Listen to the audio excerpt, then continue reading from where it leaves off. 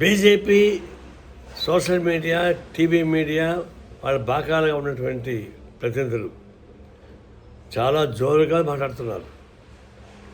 జార్ఖండ్లో విద్యార్థులపైన దాడికి సంబంధించి జార్ఖండ్లో లీకేజ్ అయినమాట వాస్తవం, విద్యార్థుల ఉద్యమం జరుగుతున్న మాట వాస్తవం.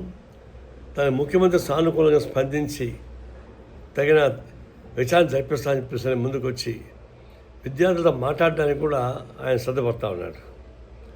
అలాంటి తరుణంలో ఈ బీజేపీ బాకాలు అక్కడ మొత్తం ప్రజాస్వామ్యం ఖూని అయిపోయింది చెప్పేసి, జార్ఖండ్ మొత్తం అల్లకల్లం అయిపోయింది చెప్పేసి ఎప్పుడైతే మాట్లాడతారు. ఆమె పార్లమెంట్ సభ్యులుగా ఉన్నటువంటి కంగనా రనౌత్, ఆమెకి నిజం మాట్లాడని తెలియదు. హర్బీ గులాబ్ శివపాల్ స్వామి కూడా తన నోరు చాటర్ బాక్స్, చాటర్ బాక్స్ ఎటు పడితే అటు మాట్లాడుతున్నాడు. మరి ఈ గొంతులు ఏమైనాయని ఢిల్లీలో జంతర్ మంతర్లో ఉద్యమకారులపైన, విద్యార్థులపైన, యువకులపైన, యువతులపైన, విద్యార్థులపైన అన్యాయమైన దాడి చేస్తూ వాళ్ళని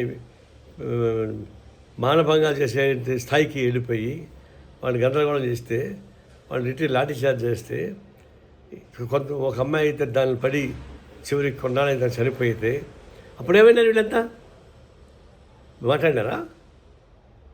మోడీ ఎందుకు మాట్లాడలేకపోయాడు? లాస్ట్లో ఏదో మాట్లాడి ట్రై చేస్తున్నాడు, కానీ నేను క్షమించాను మిమ్మల్ని చెప్పని.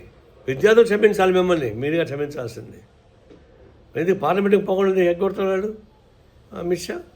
ఎందుకు భయపడుతున్నాడు అంటే తప్పు ఫీల్ అవుతుంది కాబట్టి పోలేకపోతున్నాడు. అందులో ముఖం చాటేసినటువంటి మీరు ఇప్పుడు జార్ఖండ్లో జరిగిపోయిన దాని మీద మాట్లాడమంటే అది నాలుక తాటిపెట్టే అది అర్థం చేసుకోండి. ఎప్పుడైనా సరే వాస్తవ పరిస్థితి ఆలోచించి ఆ సిస్టమ్ మొత్తం మారాలా. విద్యా వ్యవస్థ మొత్తం ప్రైవేటీకరణ అయిపోయిన తర్వాత వ్యాపారం మారిపోయింది. దాన్ని మార్చండి ముందర.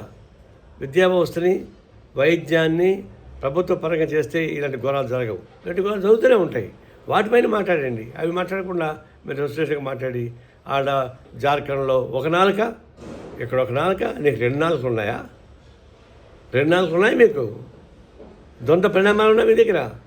తీవ్రంగా ఖండిస్తూ ఉన్నాం.